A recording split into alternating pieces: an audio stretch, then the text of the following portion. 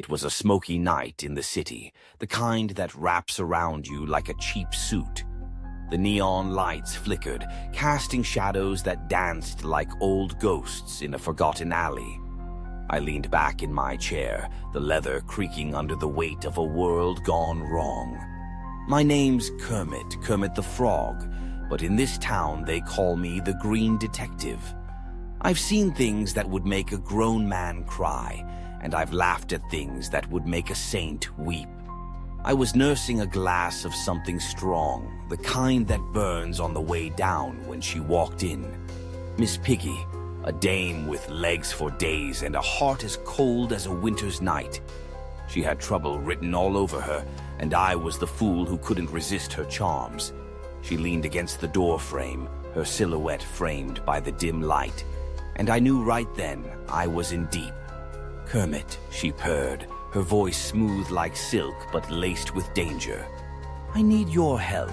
I knew better than to get involved with her kind, but curiosity has a way of leading even the smartest frogs into murky waters. "What's the trouble, Piggy?" I asked, trying to keep my voice steady, but the tremor was there like a hiccup in my heart. She sauntered over, her heels clicking like a ticking clock, and I could smell the perfume of trouble wafting off her like a thick fog. "It's Gonzo," she said, her eyes narrowing. "He's gone missing, and I think he's mixed up with some bad company." Gonzo, that blue-feathered oddball, always had a knack for getting himself into sticky situations. "You know how he is," I replied, leaning back in my chair, always chasing the next wild dream, never looking where he's going. But Miss Piggy wasn't having any of it. "This is different, Kermit. I've got a feeling in my gut, and it's telling me he's in over his head this time. You've got to help me find him." Her words dripped with desperation, and I felt my resolve start to crumble. I was a detective, not a babysitter, but there was something about her plea that twisted my insides. Maybe it was the way her eyes sparkled with fear, or the way her lip quivered just slightly. I grabbed my trench coat, the fabric worn and familiar, and stepped out into the night. The streets were alive with the sounds of the city, a cacophony of sirens and shouts, but beneath it all, something felt off.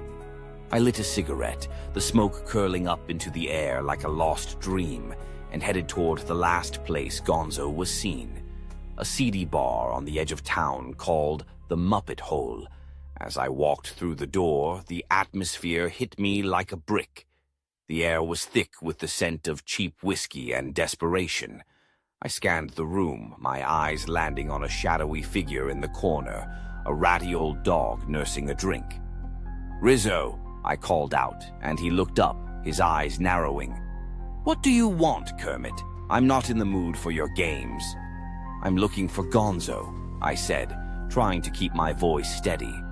Rizzo's ears perked up, and I could see the wheels turning in his head. "He's been hanging around some dangerous folks, you know, the kind that don't take kindly to nosy frogs." I knew I was walking into the lion's den, but I couldn't back down now, not with Miss Piggy's face haunting my thoughts. I had to find Gonzo, had to unravel the web of deceit that had him tangled up. I took a deep breath, steeling myself for whatever lay ahead, because in this city you either play the game or get played, and I wasn't ready to fold just yet.